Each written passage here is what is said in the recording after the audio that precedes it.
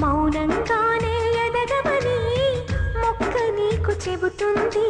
ఎదిగిన కొద్దీ ఒదగమని అర్థమందులో ఉంది. అపజయాలు కలిగిన చోటే గెలుపు పిలుపు వినిపిస్తుంది. ఆకులన్నీ రాలిన చోటే కొత్త చిగురు కనిపిస్తుంది. మౌనంగానే ఎదగమని మొక్క నీకు చెబుతుంది. ఎదిగిన కొద్దీ ఒదగమని అర్థమందులో ఉంది.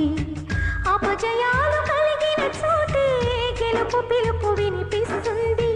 ఆకులన్నీ రాలిన చోటే కొత్త చిగురు కనిపిస్తుంది.